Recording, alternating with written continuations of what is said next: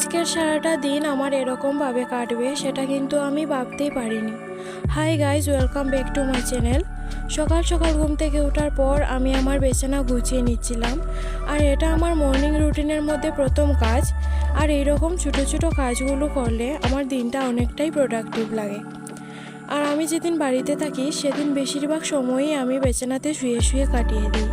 সব কিছু গুছিয়ে নেওয়ার পর আমি বিছানাটাকে ভালোভাবে ঝেড়ে পরিষ্কার করে নিয়েছি।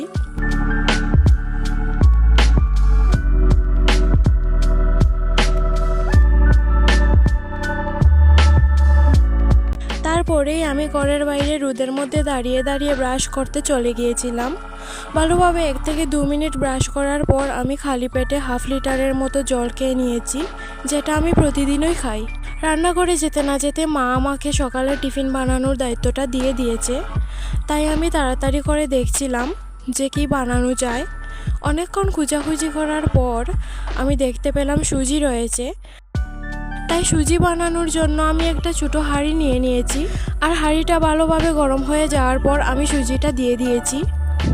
তারপর সুজিটাকে ভালোভাবে নেড়ে চেড়ে নিয়েছি। সুজিটা যখন লাল হয়ে এসেছে তখন আমি অ্যাড করেছি অল্প চিনি আর দুধ, সাথে একটুখানি জল। আর এই দেখো আমাদের সুজি একদম রেডি। আর এদিকে মা ভাতও বসিয়ে দিয়েছে। খাবার খাওয়ার পর আমি জামা কাপড় ধুয়ে একেবারে স্নান করে চলে এসেছি। তারপর আমি বসেছিলাম আমার জামা কাপড়গুলো গুছিয়ে নিতে। প্রতিদিন আমি তেমন কোনো কাজ করি না, কিন্তু যেদিন কাজ করতে শুরু করি সমস্ত কাজ একসাথেই করে নেই। তো জামা কাপড়গুলি গুছিয়ে নেওয়ার পর আমি চলে গিয়েছিলাম খাবার খাওয়ার জন্য। আর আজকে আমাদের বাড়িতে রান্না হয়েছে ডাল, ভাজি, শিম আলু দিয়ে শুটকি তরকারি আর লাউ দিয়ে মাছের তরকারি।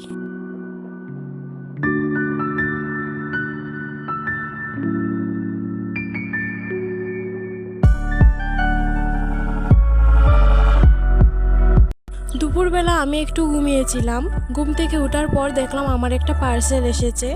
সেটাকেই আমি ওপেন করে দেখছিলাম কেমন দেখতে লাগছে।